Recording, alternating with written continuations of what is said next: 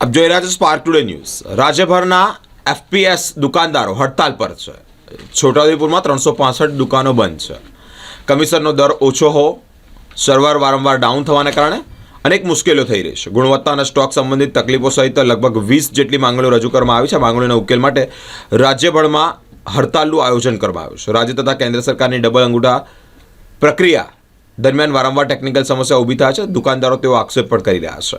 દુકાનદારોની સ્પષ્ટ માંગ છે કે સરકાર તેમની મુશ્કેલીઓને ગંભીરતાથી ધ્યાનમાં લે અને ઉકેલ લાવે, નહીંતર હડતાલ અનિશ્ચિત મુદ્દત સુધી ચાલુ રહેશે। हमारी मांगे पूरी करो, हमारी मांगे पूरी करो। एफपीएस एकता जिंदाबाद, एफपीएस एकता जिंदाबाद।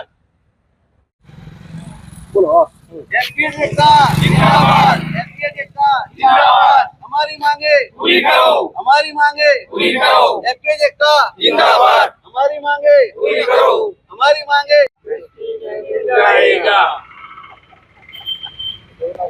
बोला ने एफपीएस एकता जिंदाबाद, एफपीएस एकता जिंदाबाद। हमारी मांगे पूरी करो। बोलो एफपीएस एकता जिंदाबाद, एफपीएस एकता जिंदाबाद। हमारी मांगे पूरी करो, हमारी मांगे पूरी करो। एफपीएस एकता जिंदाबाद, हमारी मांगे पूरी करो, हमारी मांगे जाएगा।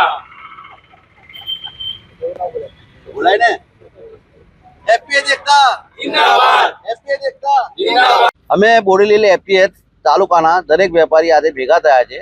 ગુજરાત રાજ્ય અને વડોદરા જિલ્લો છોટાઉદેપુર જિલ્લાના દરેક વેપારી જોડાયેલા છે આમાં। કારણ કે અમારે બહુ લાંબા સમયથી પડતર માંગણીઓ સરકારથી સંતોષાઈ નથી, એના માટે અમે આજે ભેગા થયા છે અને હડતાલથી અમે ગઈકાલથી જોડાયેલા છીએ। હડતાલનું કારણ શું કારણ તમારું? આ મોંઘવારીના જમાનામાં અમારે જીવવું ખૂબ જ અઘરું પડે છે। કારણ કે સરકાર જે કમિશન આપે છે બહુ નહીં જીવવું હોય છે અને એ કમિશન અમારો વધારો કરવાની માંગણી છે, જેથી કરીને અમે વ્યવસ્થિત જીવી શકીએ, સન્માનભેર જીવી શકીએ અને અમારી સેવા વ્યવસ્થિત આપી શકીએ। બીજો મારો મુદ્દો એવો છે કે સર્વર બહુ ખોડકાઈ જાય છે। વિતરણ દરમિયાન પબ્લિક રેશન કાર્ડ ધારકો ખૂબ જ હેરાન થાય છે। અંગૂઠા પડતા નથી, બબ્બે અંગૂઠા લેવા પડે છે, એટલે બહુ જ તકલીફ પડે છે।